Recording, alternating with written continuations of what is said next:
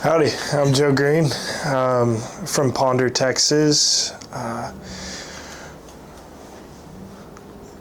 From Ponder, Texas. Went to Benedictine College where I studied theology, and now I'm here. I actually didn't know that. Wait, What made you want to study theology? So I went in education and history. The idea was, coach football, teach history on the side. And then that first semester, at Benedictine, you have to take at least 3 theology classes. And I took intro to theology and I loved it way more than any other of my classes. And we were reading a little bit of John Henry Newman and Fulton Sheen, and they both had this emphasis on education as personal formation and just transforming the entire person. And I really loved that. I didn't want to just do something that was practical. And I also wanted to do something where I was excited to go to class every day. So it kind of just took off from there. Yeah, so I was a FOCUS student all 4 years. So I led probably 4 to 5 guys in discipleship, led a Bible study, and then I was an RA for 2 years. Good old Newman Hall, best dorm at Benedictine, and I was involved with JP2 fellows. So we would tutor once a week at the Atchison Public Schools, teaching the Human Dignity curriculum.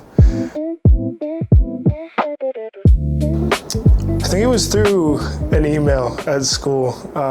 It was first semester senior year. And that's when it kind of hit, oh shoot, I gotta figure out what I'm doing after college. Oh wait, this theology thing wasn't super practical, so I kind of hit panic mode and spammed a bunch of applications. That being said, I knew I wanted to do some sort of service, whether that was FOCUS or some other missionary group for at least a year. Very grateful for the formation that I got at Benedictine. And I wanted to be able to pour myself out and give back.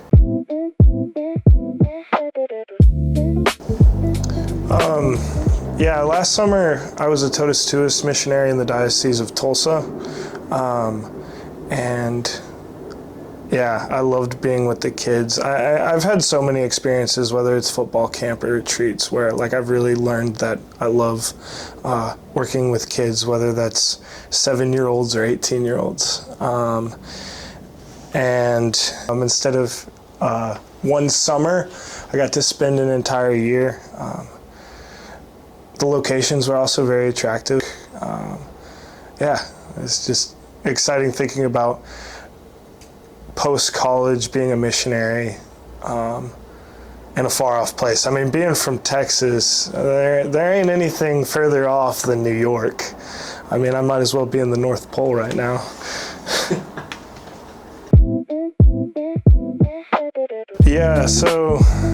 During the day I'm working with kindergartners, which was kind of surprising. I've never worked with kids that young, but it's exciting, and I think there's a lot for the Lord to teach me in working with that young of children. And then for El Camino, I'll be working with second graders, which I'm super stoked about. I had this idea that I'm going to do 6th graders. I studied theology. I need to talk about a little bit more of the heady stuff. And second weekend, due to circumstances, I had to teach 1st and 2nd graders. And I loved it. They're not too cool for school yet, and just the joy you're able to bring into it, but also with the younger kids you can be a complete dork and they love it. So I'm really excited for that, and I'm really excited for my classroom, St. Therese of Lisieux. Really excited to dive into that and share her story with the kids.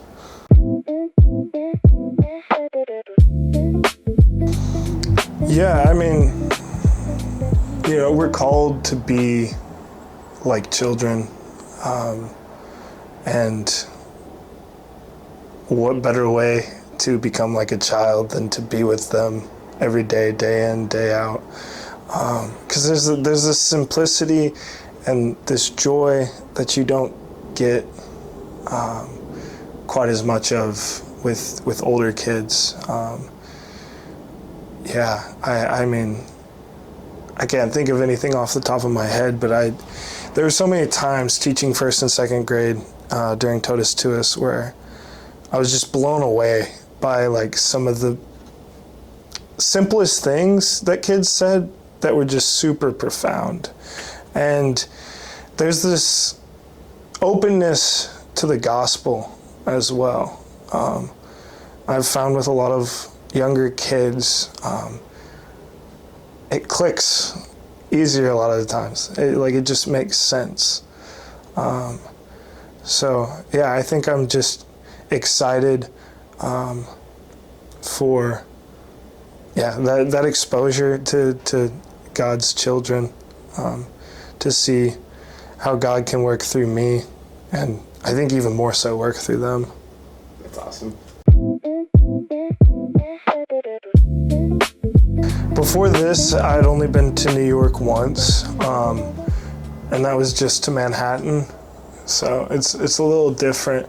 And yeah, you know, I was a little worried, like, again, being from Texas, like, it's like polar opposite of what I'm used to.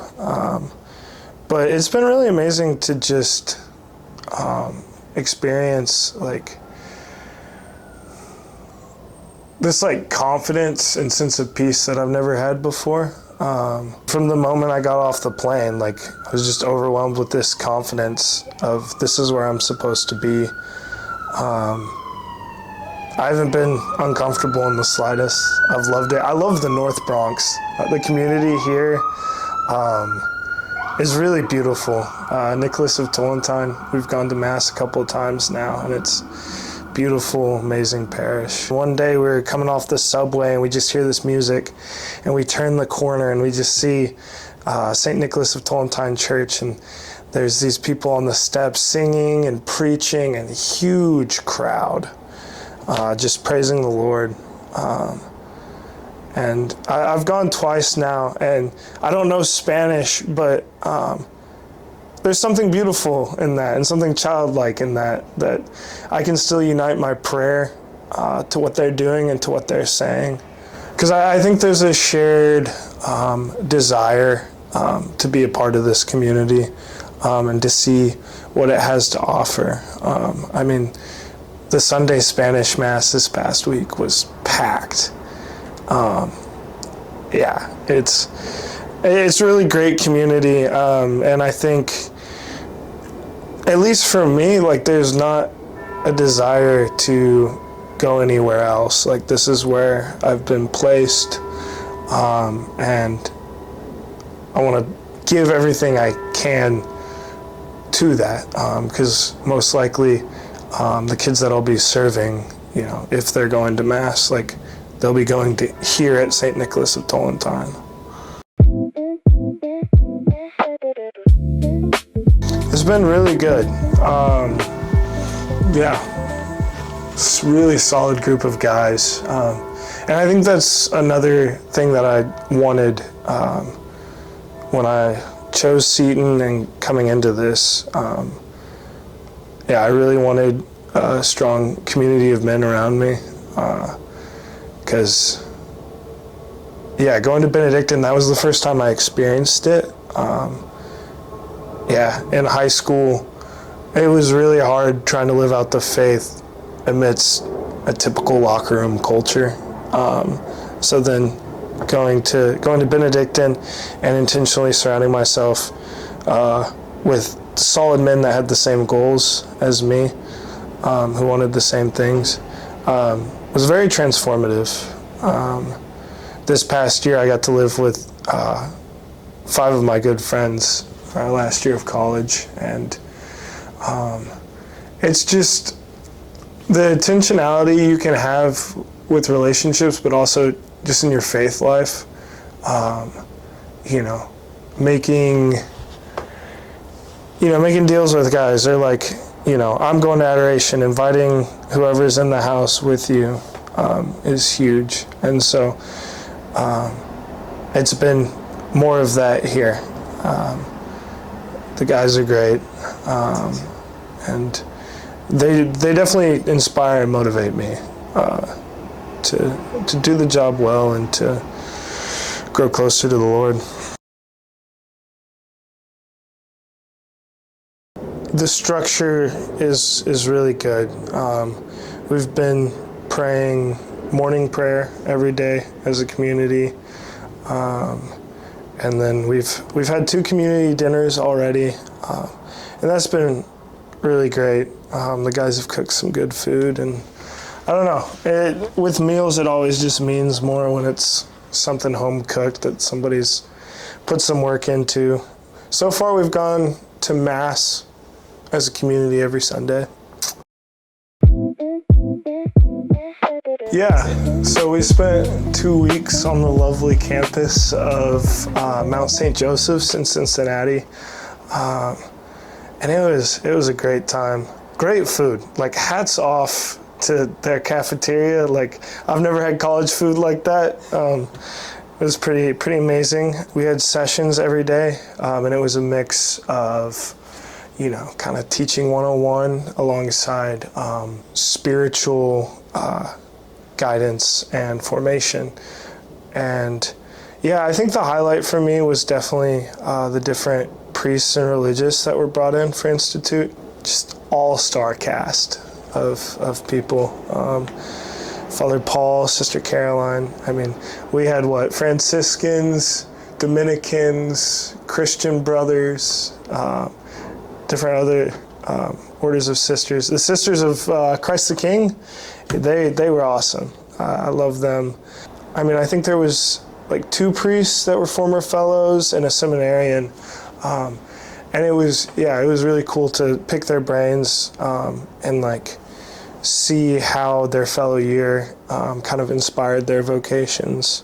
But yeah, it was great preparation both for the spiritual side of mission, alongside the teaching, especially the second week.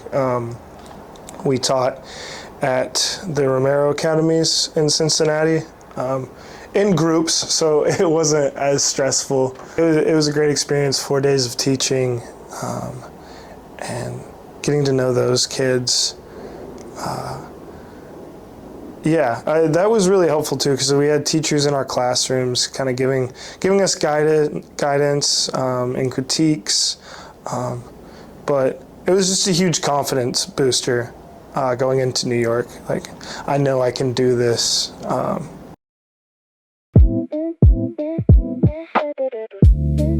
The goal is to really just be able to pour myself out.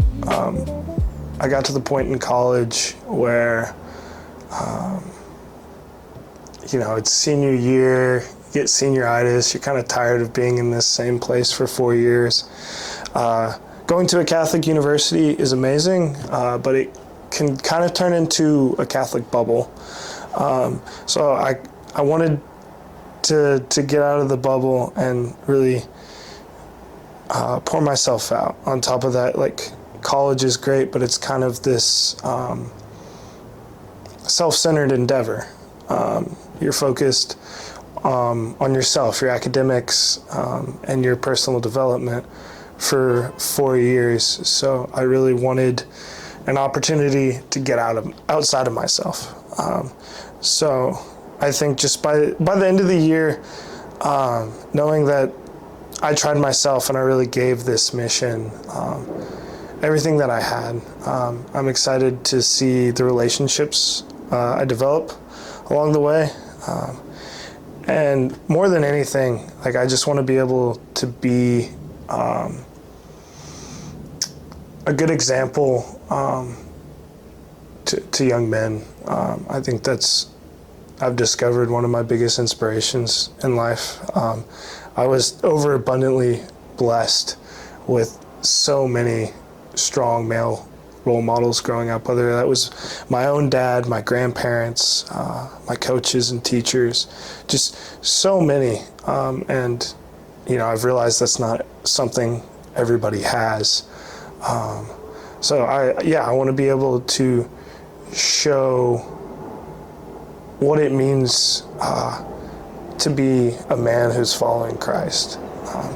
'Cause there's so many phonies out there when it comes to what masculinity is.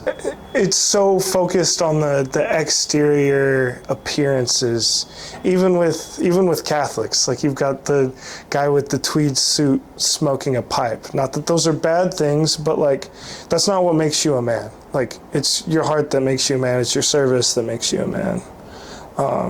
So I just really want to be able to provide an imperfect example of that.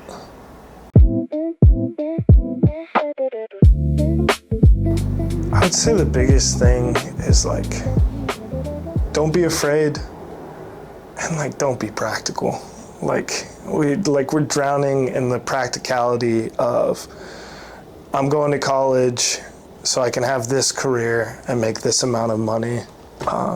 Which, yes, at the end of the day, like, if you want to have a family, you got to provide for your family. But I would ask anybody who's considering this, like, do you think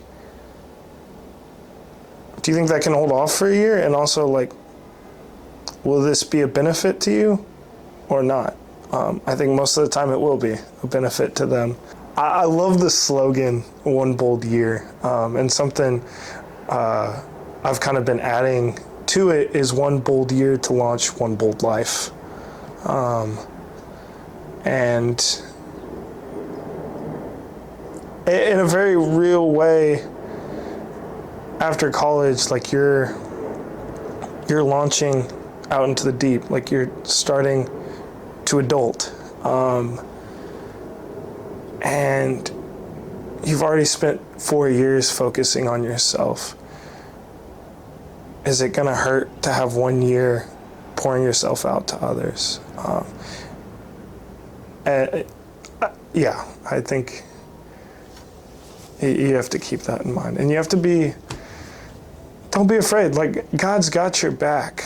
Like, go into it with trust. He'll take care of you. It's not like, you're not going to spend 1 year being a missionary and then, like, oh crap, like, I don't have money, I'm not going to be able to have a family anymore. Like, you'll figure it out after the 1 year. And I don't know, if you're uncertain about vocation, I don't think there's a better way to spend this year deciding. You know. And there is some practicality in doing Seton, in that I'm seeing if I like teaching, to see if that's something I want to spend my life doing. Like, I know I like working with young people, but is it in this specific capacity? All I really know is that I want to live a radical Christian life, and if that means I can continue to serve in more of a missionary capacity throughout the rest of my life, that's awesome. But if it also means that I go and get a 9-to-5 job after this year, settle down, get married, have kids, I